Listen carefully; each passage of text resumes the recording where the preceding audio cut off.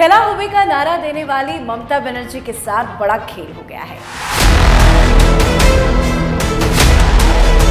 जितनी लूट इन लोगों ने बंगाल में सत्ता में रहते हुए मचाई है, उस लूट का एक एक पाई का हिसाब होगा। लेकिन ये जो तस्वीरें पश्चिम बंगाल से आती हैं कि कभी अंडे फेंके जा रहे हैं, ये लोगों को मारने काटने का पॉलिटिकल ये माहौल किसने पैदा किया? तो आज तो अंडे पड़ रहे हैं, बहुत कम हो रहा है, जूते पड़ने चाहिए इनको। बताया तो ये जा रहा है कि अभिषेक बनर्जी पर जो अंडे पड़े हैं वो टीएमसी के ही लोग थे, उन्होंने ही मारा है। देखिए, जितने इनके नेताओं के ऊपर अंडे पड़ रहे हैं, जो पड़ रहे हैं, वो इन्हीं के लोग मार रहे हैं। अब जिसकी जेब तुमने काटी है वो कम से कम तुम्हें अंडा ही तो मार रहा है, शुक्र मनाओ पत्थर नहीं मार रहा है। राइट। अब अंडा झेलो। आपको लगता है कि आने वाले वक्त में जिस तरह से एजेंसियां काम कर रही हैं, ममता बनर्जी, अभिषेक बनर्जी जेल जा सकते हैं? बिल्कुल जाने चाहिए। मैं तो उस मोमेंट का इंतजार कर रहा हूँ। माँ सुरक्षित नहीं, माटी को रौंद दिया जा रहा है, मानुष को चौक चौराहे पे लटका दिया जा रहा है। ये कैसी राजनीति है भाई? नमस्कार, कैपिटल टीवी देख रहे हैं आप, मैं हूं आपके साथ पूजा। खेला हुए का नारा देने वाली ममता बनर्जी के साथ बड़ा खेल हो गया है। पश्चिम बंगाल के सियासी समर में ऐसा भूचाल आ चुका है जिसकी कल्पना शायद खुद को अजय समझने वाली ममता बनर्जी ने भी कभी नहीं की होगी। तृणमूल कांग्रेस के भीतर टूट ने ममता को हिलाकर रख दिया है। सांसद गए, विधायक गए, पार्टी पूरी टूट गई। असली और नकली टीएमसी की लड़ाई तक की बात आ गई। तो सवाल यह है कि अब आगे ममता का क्या होगा? क्या ममता बनर्जी कम बैक कर पाएंगी? क्या ममता बनर्जी अपनी पार्टी को बचा पाएंगी, या सीएम शुभेंदु के एक्शन से ममता की राजनीति पर ब्रेक लगने वाला है? तो आज इसी को समझते हैं। चर्चा के लिए मेरे साथ स्टूडियो में मौजूद है पॉलिटिकल एक्सपर्ट वेद शर्मा जी। सर, बहुत बहुत वेलकम करती हूँ आपका। नमस्कार। आपको क्या लगता है ममता बनर्जी का अब क्या होगा? खत्म, टाटा बाय बाय, न खुदा मिला न विसाले सनम। देखिए, ममता बनर्जी, मुझे मायावती का एक वो दौर याद आता है व्हेन शी हैज 18 MPs, और वो अगले चुनाव में जो है गठबंधन में अपने आप को प्राइम मिनिस्टर प्रोजेक्ट करने के लिए तमाम दबाव बना रही थी। अब भाई ममता बनर्जी के पास तो बहुत ज़्यादा उससे MP हैं, और जिस तरीके से, जिस फाइटिंग स्पिरिट को वो जो है अभी 24 के चुनाव के वक्त दिखा रही थी, ऐसा लग रहा था कि कोई ऐसी अदृश्य शक्ति जो है वो ममता बनर्जी को कहीं से मतलब सपोर्ट कर रही है, and she is too ambitious. देखिए, लोकतंत्र की सुंदरता यही है कि आप एम्बिशन रख सकते हैं। भाई, इस देश के अंदर लालू प्रसाद यादव जैसे लोग रेल मंत्री हुए, और उसके बाद उनकी भी बड़ी इच्छा थी, वो आपने उनका वो एक मजाकिया अंदाज सदन के अंदर देखा होगा कि भाई वो भी चाहते थे। रामदास अठावले भी चाहते हैं कि वो प्रधानमंत्री बने। हर कोई सांसद चाहता है कि वो जो है उस पोजीशन पे पहुंचे। पर ममता बनर्जी की ईगो उनको इस कदर डुबोएगी। मैंने इमेजिन तो किया था, बट इतना बुरा हश्र होगा ये इमेजिन नहीं किया था, क्योंकि उनकी ईगो, देखिए सब चीज का एक प्रोटोकॉल होता है, और सत्ता स्थायी नहीं होती। सत्ता किसी की सगी नहीं है, सत्ता आज है कल नहीं होगी। देश के प्रधानमंत्री का एक प्रोटोकॉल होता है। आप प्रदेश के मुख्यमंत्री हैं, जब प्रधानमंत्री प्रदेश के अंदर आते थे, वो प्रधानमंत्री को रिसीव करने नहीं जाती थी, और ये उनकी बिठाई हुई परिपाटी और अन्य जो है इंडी गठबंधन के राज्यों ने भी फॉलो करी। जैसे तमिलनाडु में DMK ने करी, आज DMK का क्या हाल हो गया वो आपके सामने है। तो ममता बनर्जी को लगा कि भाई मैं इस देश के अंदर ऐसी क्रांतिकारी हूं। अब आप सोचिए, इस देश का मीडिया भी थोड़ा बायस है ना। नरेंद्र मोदी जी ने कहीं कह दिया कि जी पकौड़ा तलना भी तो रोजगार है। अब उन्होंने किस कॉन्टेक्स्ट में कहा और उसको कैसे घुमाकर दिखाया गया, वो अपने आप में अलग बात है। इस चुनाव में ममता बनर्जी ने कहा कि भैया राशन तो मिल ही रहा है तुमको, और तुमको कमाने की क्या जरूरत है, एक चाय की दुकान खोल लो, और तो मैं दे ही रही हूं। इस देश की मीडिया ने कंप्लीट ब्लैकआउट कर दिया, उसके ऊपर चूं चपाट चर्चा नहीं हुई, 1% चर्चा नहीं हुई। हाँ। अब आप सोचिए, भाजपा का गली का कोई कार्यकर्ता कुछ बयान दे दे, आप मानना इस देश का प्राइम टाइम मीडिया एक हफ्ते तक दिखाएगा कि भाजपा के फलाने नेता ने दिया विवादित बयान, और उसके बाद ममता बनर्जी कुछ बोल दे, नील बटा सन्नाटा। आप सोचिए, ममता बनर्जी ने कहा कितनी बड़ी हिमाकत की। वो जो बांग्लादेश में एक व्यक्ति की हत्या हुई, उसमें ममता बनर्जी ने जो है भारत सरकार इन्वॉल्व है कहकर इस प्रकार के देशद्रोही बयान दिए। क्या ऐसे लोग इस देश में राजनीति करने लायक हैं? क्या ऐसे लोगों को, ऐसे सो कॉल्ड नेताओं को जिनके लिए सत्ता पे आ रही है, सत्ता लेकिन चली गई राजनीति तो का तरीका नो डाउट ममता बनर्जी का गलत रहा है, लेकिन एक स्ट्रांग लेडी तो वो हमेशा मानी जाती रही है ना, इससे तो कोई मतलब इसमें तो कोई दो राय नहीं है। उन्होंने देखिए स्ट्रांग लेडी ऐसा है कि आपको बंगाल की राजनीति को थोड़ा सा, अब तो दिल्ली में सीएम महिला आई, उसके पहले वो एक सिंगल वुमेन सीएम वही थी,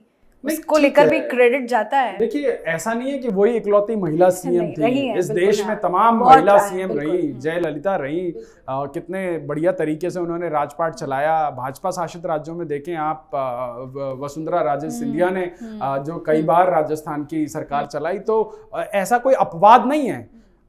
आप अपवाद ये है कि आपने उस कुर्सी में रहकर आपने अपने प्रदेश के लोगों के लिए क्या किया। देखिए ममता बनर्जी ने वही किया बंगाल के लोगों के साथ जो कांग्रेस ने मुसलमानों के साथ किया, सिर्फ और सिर्फ उनको वोट बैंक की तरफ प्रयोग किया, उनके लिए एक रुपल्ली का काम नहीं किया।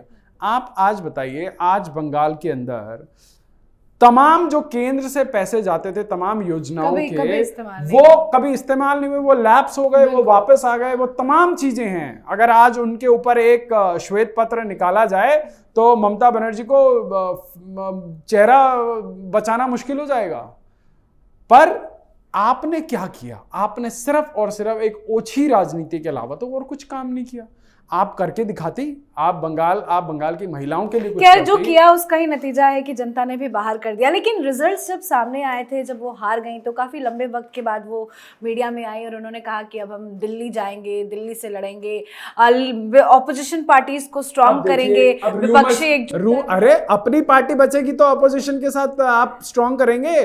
रूमर्स तो एक हफ्ते से ये चल रहे हैं कि इनकी पार्टी का जो है विलय कांग्रेस के अंदर हो रहा है और जो है इनको राज्यसभा जाना है, इनके भतीजे को महासचिव बनाया जाए। अब आप सोचिए किसी भी पार्टी में महासचिव कितना स्ट्रांग पद होता है। अब आपको लगता है कि कांग्रेस के अंदर जो महासचिव की कुर्सी पे कुंडी घुमाए बैठे हैं वो छोड़ेंगे अभिषेक बनर्जी के लिए? और वो भी भाई एक पार्टी में एक पप्पू मुश्किल से संभाल रहा है, दो पप्पू होंगे तो उस कांग्रेस की लुटिया और डुबाने से कौन बचा सकता है? तो मुझे लग रहा है कि ठीक है, आप आइए, दिल्ली देश की राजधानी, आप आइए, बिल्कुल राजनीति करिए। देश की जनता, प्रदेश की जनता ने तो आपको आईना दिखाई दिया। ये जो तस्वीरें पश्चिम बंगाल से आती हैं कि कभी अंडे फेंके जा रहे हैं, कभी महुआ मोइत्रा पर तो कीचड़ तक, रॉ चिकन तक फेंक दिया गया, इस तरह का जो विरोध हो रहा है, इवन ममता बनर्जी जब कोर्ट गई उनके सामने चोर चोर के नारे, ये तो बहुत कम है, ये तो बहुत कम है। इस देश की अगर आप पॉलिटिकल हिंसा की समीक्षा करेंगी तो इस देश में जितनी पॉलिटिकल हिंसा होती है उसका 90% अकेले पश्चिम बंगाल में होता है। ये लोगों को मारने काटने का पॉलिटिकल ये माहौल किसने पैदा किया? मैं पिछले इलेक्शन में भी बंगाल में था, मुझे वहां भाजपा के कार्यकर्ता कहते थे कि भैया आप लोग चले जाएंगे और गलती से हम हार गए तो हमें यहाँ जीने नहीं दिया जाएगा, हमारे घर आग लगा दिए जाएंगे, हमारे बहन बेटी की आबरू लूट ली जाएगी। और वही हुआ। एक हफ्ते तक उस प्रदेश की मुख्यमंत्री आंख में पट्टी बांध के बैठी रही, लाखों लोगों को प्रदेश पलायन करना पड़ा, हजारों लोगों की बहन बेटियों की इज्जत लूटी गई, घर आग लगा दिए गए।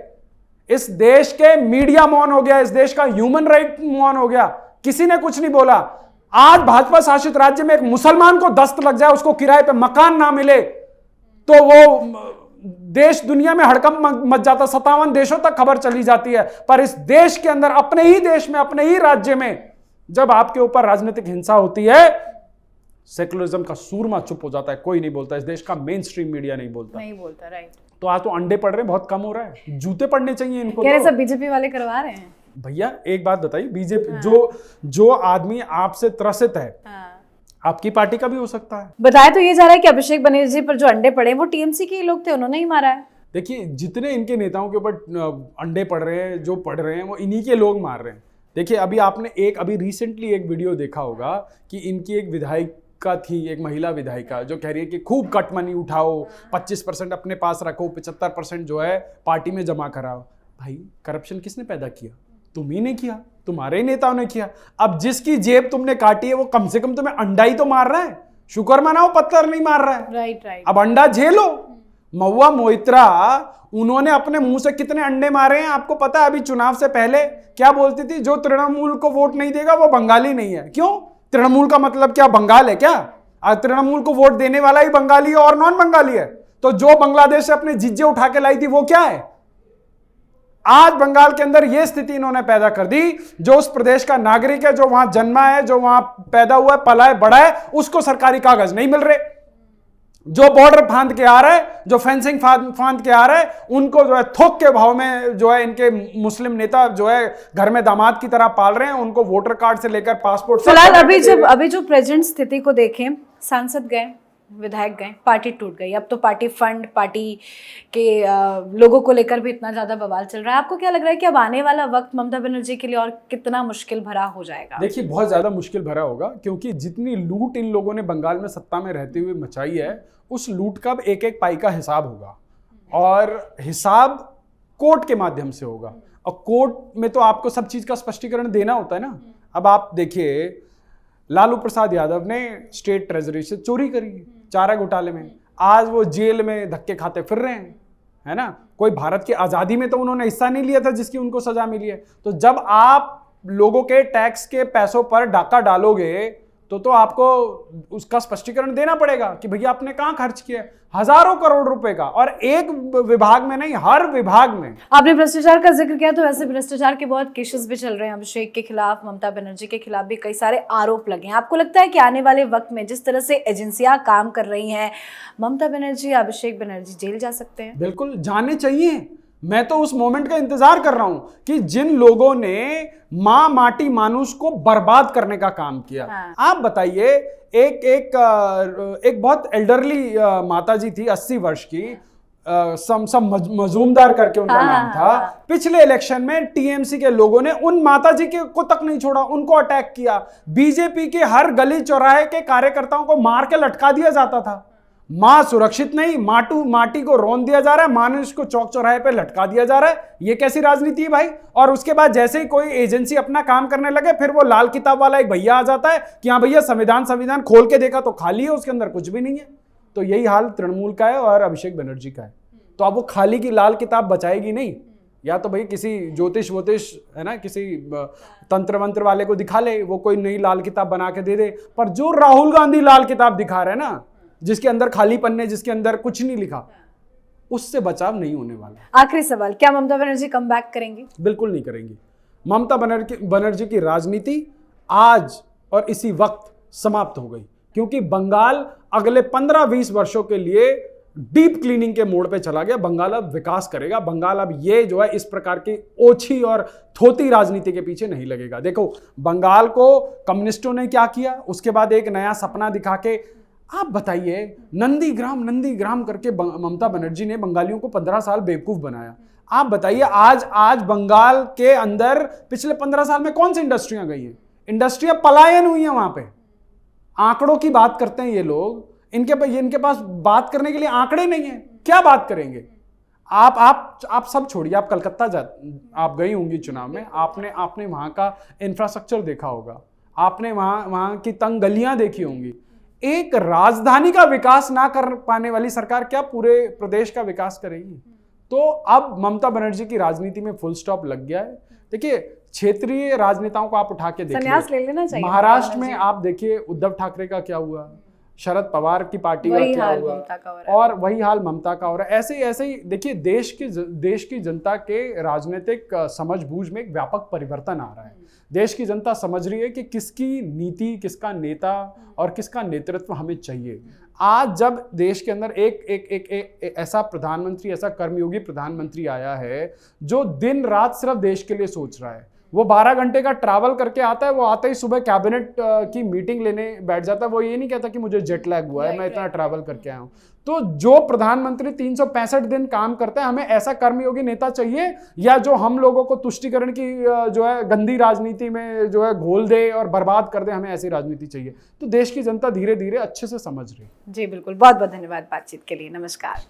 तो पश्चिम बंगाल की पूर्व मुख्यमंत्री ममता बनर्जी इस समय अपने राजनीतिक जीवन के सबसे चुनौतीपूर्ण दौर में नजर आ रही हैं। कभी जिस नेतृत्व को अजय माना जाता था, उसी नेतृत्व के सामने अब एक साथ कई मोर्चों पर सवाल और चुनौतियां खड़ी होती दिखाई दे रही हैं, और ये मुश्किल वक्त ममता का खत्म होता तो फिलहाल नजर नहीं आ रहा है। तो ममता बनर्जी को लेकर आपकी भी क्या कुछ राय है, कमेंट करके जरूर लिखिएगा। देखते रहिए कैपिटल टीवी। नमस्कार।